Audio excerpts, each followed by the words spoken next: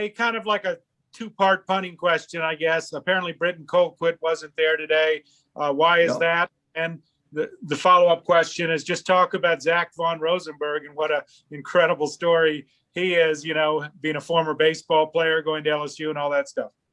Yeah, I'll start with the first question. Obviously these practices aren't mandatory, and Britt's been in constant communication with us. He was here the first 2 days. He had a personal thing today, and which he communicated that with us. And so he's been doing well. He kicked yesterday in our periods, and he looked really good and really strong. And excited for him. And then in terms of Zach, we're really fortunate to have Zach here. He is a little unique situation, like you mentioned, him being a prior professional baseball player and now punting at LSU. And it's a real true testament of the type of athlete he is, because he's doing a lot of good things. He's got really good leg strength, and he can directional punt. And I just love his demeanor out there on the field, especially as a holder too, just taking charge. And he's doing a really good job working himself in with the group and with this roster. It's been a pleasant surprise for both of those guys being here.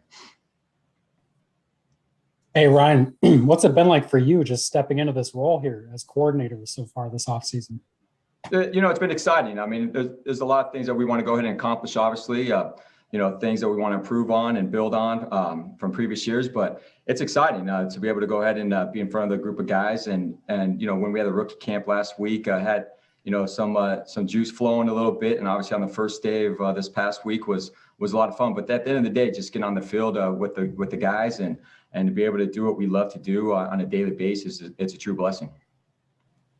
Eric Smith and then Matt Collar. Hey, Ryan, when you have so many battles that you plan to have with, at all three specialist spot with both returner spots, I guess, how do you kind of map that out in the offseason and make sure guys are getting equal reps, or kind of the importance of that? That's a good question, Eric. It is a challenge a little bit. You want to try and make it as fair as possible, so they're getting the same reps. And each day is different, obviously, because we have windy days and on certain days and not as others. So you want to try to keep it as fair as possible. But at the end of the day, it all works out. Right now we just want to make sure we're having, we are fortunate enough in which, the head coach and personnel guys, and Rick and Coach Zim to allow us to have, 2 at each spot, so we can go ahead and have great competition for these guys, at practice. So making sure we have at least one set up for all the team periods that we're having in these situations, and we're just looking to try and improve. Competition is a beautiful thing, and we just got to make sure we're working to get better each day. So at the end of the day, when the decisions need to be made, that we got the right guy and we're ready to move forward and achieve our success that we were looking forward to. Ryan, this team hasn't had kind of the solidified punt returner position since Marcus Sherrills. What are you looking for in these practices to try to get a sense for if someone can carry it over from the practices to the game? Like what's the big difference between assessing them now to knowing whether they're going to be able to do it in real games? That's a great question. It's tough. We got to put them in the situations as much as we can, those live situations, and coach does a great job of, mapping that out in practice and trying to go ahead and simulate as much as we can in game-like situations. But obviously Marcus was a phenomenal returner for us here. He's the leading Viking returner here in Minnesota Viking history. And so it's never easy to replace a guy such as Marcus. It's very difficult, but I believe we got the guys on the roster right now currently and I'm really excited about that. They're going to be able to help this team win a lot of football games. But again, it's ball possession in the return game. We got to make sure we're scoring or setting up a score in the return game, giving our offense a short field position, and we're handing that ball to the official at the end of each play, because we want to make sure we have ball possession and our offense could go ahead and take the field, and we're helping our team win the field position battle and win the football games at the end. Sam and then Lindsay.